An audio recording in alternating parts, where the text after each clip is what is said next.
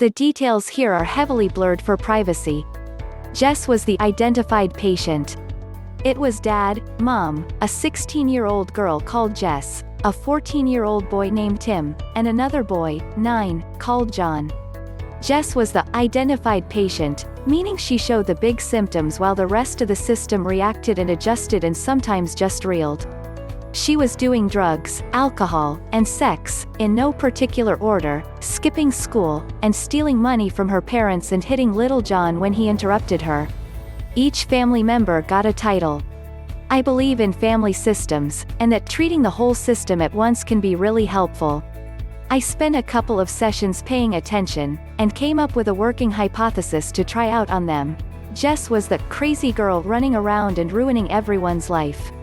Tim was distant absent guy, not getting involved and floating above the fray.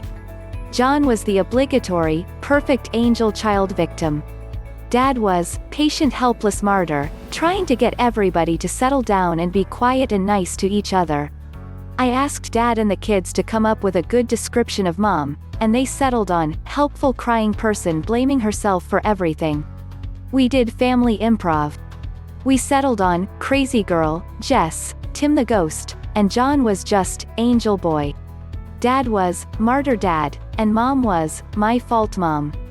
Everybody accepted their roles, and I asked them to do a little improv, but really exaggerate and overact like mad. I asked them to show me how they would argue about planning a family vacation. The only rules were, nothing loud enough for other clients to hear, no touching my stuff or any person. It was a great icebreaker, the kids loved it, Mom loved it, and Dad finally got into it and overacted like crazy. The therapy was going well. Naturally, being a therapist, I had to ask them all how each felt about the exercise, and we took it from there. Other times I had them switch roles with each other. Crazy girl became martyr dad, my fault mom played angel boy, and so on. The therapy was going fairly well and they started to work together on tasks and communication. Crazy girl was still acting out and getting drunk, but less often. Then the unthinkable happened. Then something horrible happened. Jess came home drunk and high, dropped off by other teenagers. Dad yelled at her, Mom cried. Jess grabbed the car keys and ran to the family car and screeched down the driveway and into the street. 20 minutes later 2 cops were at the door. Jess was dead. She'd hit a tree going very fast, after almost running another car off the road. I had to stop typing for a couple of minutes, because it still hurts to picture it again. I went to their house. We had an on-call system at the clinic, and they called my on-duty colleague who called me. It was about 11 p.m. I called, Dad answered. Did they want me to come over? Yes, please. I got the address and drove there and just sat with them for an hour or two. We must have talked, but I don't really remember what anybody said.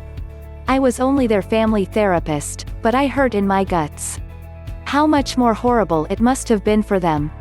The remaining family came to the clinic 2 or 3 more times, just to get a little help processing their loss. They were very supportive of each other and Dad stepped into a beautiful comforting role along with Mom. The sick family system was fully readjusted, but in a horrifying, devastating way. That was my saddest moment as a family therapist, and it still makes me sad.